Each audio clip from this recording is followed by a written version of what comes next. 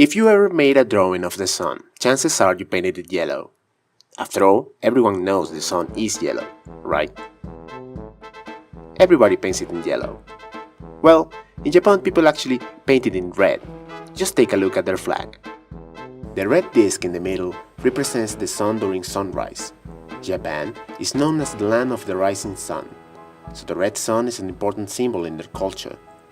But leaving aside cultural reasons, we should all agree on what the true color of the sun is. We just need to take a good look at it and... don't look directly at the sun. If you do, the ultraviolet radiation might damage your retina.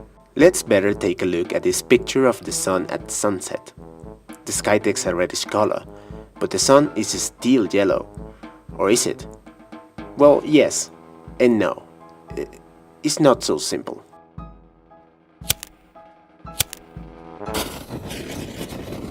To get to the bottom of this, let's first talk about color.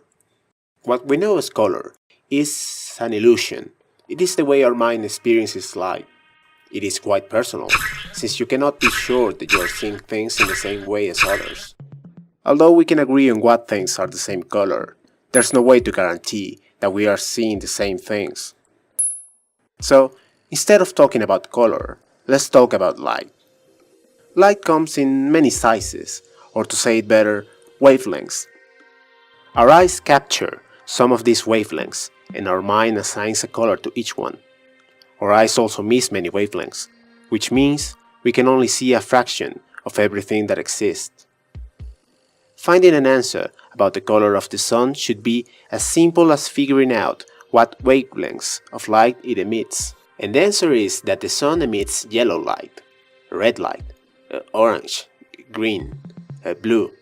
In fact, it emits light at virtually all wavelengths, those we can see and those we cannot. This is the spectrum of sunlight. As you can see, most of the light is visible light.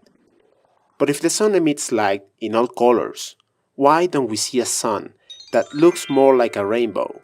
If Newton taught us something, and then also Pink Floyd, it is that if white light passes through a prism, it breaks down into light of all colors.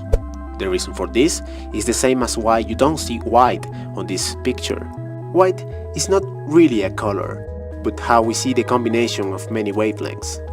If we took a photo of the sun in space, we would only see real intense white light. In fact, that's how we would see almost every star in the universe, since every star emits all wavelengths of light. Some stars, like Betelgeuse or Rigel, radiate much more light in some wavelengths in relation to others, that we can actually see them in the colors they emit the most. But for most stars, like our sun, the difference in wavelengths within the visible spectrum won't be enough for you to see nothing but white. You might have seen a picture like this, in which we are told that the color of a star depends on its temperature. This is an approximation. The thing is, for certain range of temperatures, you won't be able to see colors in great detail. Then why, when we see the sun in the sky, we always see it in different shades of yellow? For the sunlight to reach your eyes, it first must get through a dense air mass that acts like a filter, the atmosphere. The different air molecules in the atmosphere are just the right size to trap light of small wavelengths. This is called Rayleigh Scattering. The ozone layer traps most of the intense UV light, while the rest of the violet, blue, and even green light bounces between the air molecules until it reaches the surface. The light that reaches your eyes directly from the sun will have lost many colors, so you will see it a little yellow, and the light that was scattered will seem to be coming from the sky. The more air the light has to cross, the more scattered it will be when it reaches you. This is why you will go from seeing a white sun with yellow shades at noon to an almost orange one at sunset. This doesn't happen only in the sky.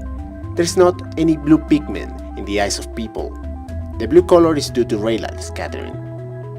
If we took the retina of somebody with blue eyes and then we smashed it, we will obtain a brownish mush.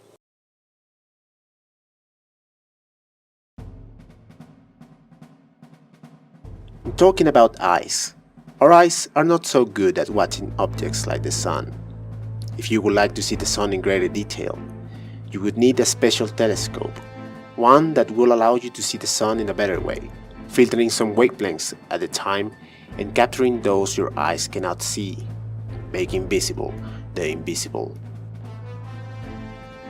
This is an animation made by NASA of the sun seen through different lenses. Each color represents a range of wavelengths. It's not the same image over and over in different colors. Each one is different. Each color tells a distinct tale. You can think of the sun as a combination of all these sequences.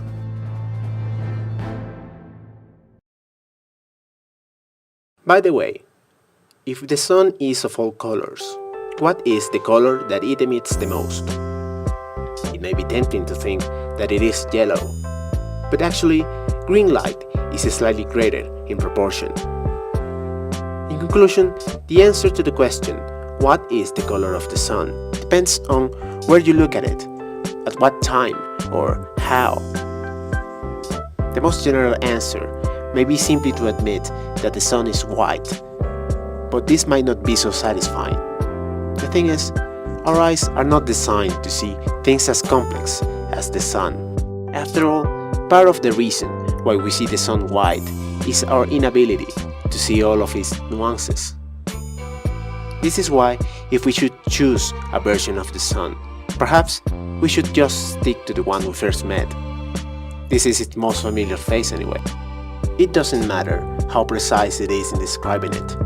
The yellow sun is an icon, and it will be the first image of the sun that shall be given to you by the people that may not know its complexity, as well as those who do.